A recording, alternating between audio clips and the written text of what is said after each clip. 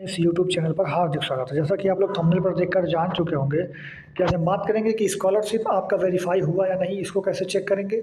उसके साथ ही साथ एनपीसीआई वेरीफाई करने का मैं आसान तरीका आपको बताऊंगा, कैसे आपको आसान तरीके से एनपीसीआई अपना वेरीफाई कर लेना है। और दूसरी बात मैं आपको बताता हूँ, तो फ्रेंड्स मैं आपको बता दूं, ये अपना टेलीग्राम ग्रुप है। आपको जैसा कि पता ही होगा, मैं बता रहा हूँ। यहाँ पर आप अपना टेलीग्राम खोलिएगा, ऊपर में सर्च कीजिएगा, जो सर्च बटन होता है @ लगा करके ऑनलाइन ट्रैक वे स्पेलिंग देखिए आपको यहाँ पर मिल जाएगा। इस स्पेलिंग को सर्च करके आप इस ग्रुप में आकर के जुड़ जाएगा। जुड़ने का बेनिफिट है, यहाँ पे आपको स्कॉलरशिप से रिलेटेड हर खबर आपको मिल जाए करेगी। अभी यहाँ पर मैं जो है कुछ दिनों से यहाँ पर मैं वीडियो नहीं डाल पा रहा था, तो अब आपको कंटिन्यूस वीडियो देखने को मिलेगा और आपको हर जानकारी आपको इस चैनल पर, इस टेलीग्राम ग्रुप में मिलती रहेगी। तो आप लोग इस ग्रुप में ज़रूर जुड़ जाइएगा। फिलहाल आप इस ग्रुप में जुड़ करके मतलब जानकारी इकट्ठा कर सकते हैं। देखिए फ्रेंड्स, जब आप अपने कोई भी ब्राउज़र होगा उसमें यूपी स्कॉलरशिप लिख करके पहले वाले वेबसाइट को खोलेंगे और ये जब यूआरएल आप डालेंगे तो आप देख सकते हैं इस तरह से यूपी स्कॉलरशिप की ऑफिशियल साइट खुल जाएगी। आपको पता होगा यहाँ पे स्टूडेंट सेक्शन होता है। स्टूडेंट सेक्शन पर आप क्लिक करेंगे तो आपको यहाँ पर 3 ऑप्शन मिलेंगे, या तो रजिस्ट्रेशन का, फिर एक फ्रेश लॉगिन का और एक आपका रिन्यूअल लॉगिन का। तो जो भी आपका होगा, या तो रजिस्ट्रेशन करना तो रजिस्ट्रेशन करिएगा। यदि अगर आप फ्रेश लॉगिन है तो फ्रेश लॉगिन, अगर आप दोबारा से फॉर्म मतलब 1 साल पहले भर चुके थे, दोबारा फॉर्म भरे हैं, तो रिन्यूअल लॉगिन पर आपको क्लिक करना होगा। तो यहाँ से हम रिन्यूअल लॉगिन या फ्रेश लॉगिन पर क्लिक कर लेते हैं। उसके बाद आपसे ये पूछेगा कि आप प्री मैट्रिक स्टूडेंट हैं कि पोस्ट मैट्रिक है। तो ये प्री मैट्रिक यानी 9-10 हो गया, इंटरमीडिएट यानी 11-12, intermediate other than intermediate post matric का ये हो गया आपका, और ये अदर स्टेट के लिए होता है। तो आप लोग मान लीजिए ग्रेजुएशन वगैरह के लिए है, तो यहाँ पर आप क्लिक करके आप यहाँ पर खोल लीजिएगा इस साइट को। जैसे ही आप खोलेंगे थोड़ा सा टाइम लगता है इसको खोलने में। तो उसके बाद आप देखिए कुछ इस तरीके से इंटरफेस हो जाएगा आपका। तो यहाँ पर आप अपना रजिस्ट्रेशन नंबर डालिएगा, यहाँ पर अपना पासवर्ड जो बनाए वो डालिएगा, यहाँ पर आपका कैप्चा कोड डाल करके सब कुछ भर के, date of birth, mobile number, password सब कुछ डाल करके यहाँ पे भर दीजिएगा। भर करके नीचे यहाँ पे आप सबमिट बटन पे क्लिक करेंगे। जैसे ही सबमिट बटन पे क्लिक करेंगे आपको कौन सा इंटरफेस खुलेगा मैं आपको दिखा देता हूँ। और अगर आपके पास पासवर्ड भूल गए हो तो यहाँ पे फॉरगॉट पासवर्ड करके भी आप यहाँ से पासवर्ड अपना प्राप्त कर सकते हैं। तो फ्रेंड्स, जैसे ही आप उस पर सबमिट क्लिक करेंगे, कुछ आपका इस तरह से होम पेज खुल करके दिख जाएगा आपको।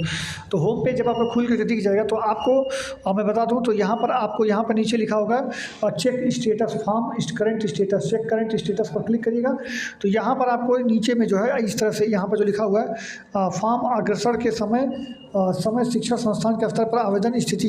तो ये जो लिखा हुआ आपका ये लाइन जो लिखा हुआ है अग्रसर के समय आवेदन की स्थिति, तो इसके नीचे आपको लिखा होगा कि फॉर्म फॉरवर्डेड बाय इंस्टीट्यूट, या फिर आपका लिखा होगा कि not forwarded not bye institute. इस तरह से करके कुछ ना कुछ स्टेटस आपको लिखा होगा, तो आप उसको देख लीजिएगा।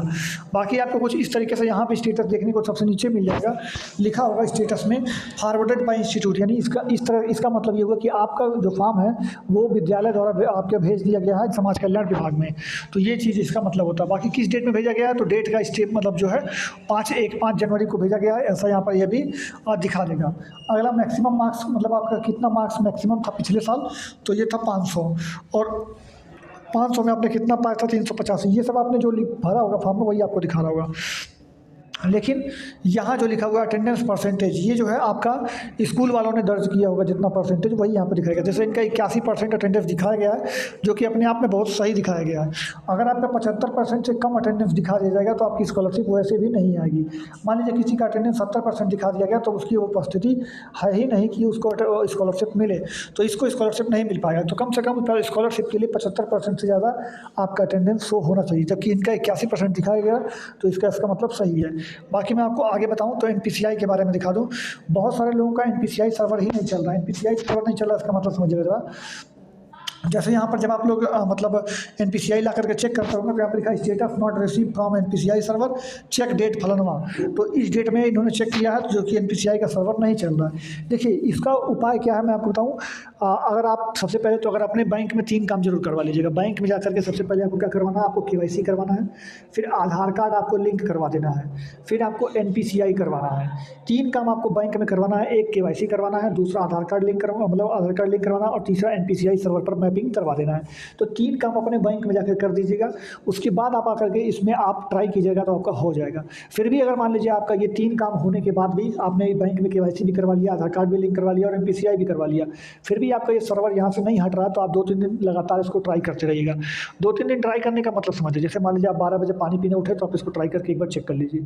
आप एक बार दिन में कहीं बैठे हुए हैं तो एक बार इसको चेक कर लीजिए। आप कहीं भी मतलब आप दिन भर में, रात भर में जब भी आपको समय मिले, सोते उठते बैठते जब आपको समय मिले आप इसको एक बार कर लिया कीजिए।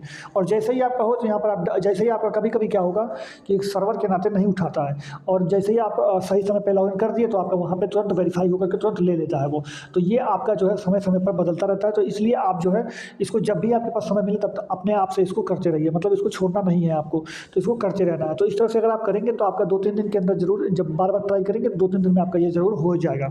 और बाकी आपको बैंक में 3 काम क्या करवाना है, केवाईसी करवाना है, आधार कार्ड लिंक करवाना है और एनपीसीआई पर मैपिंग करवाना है।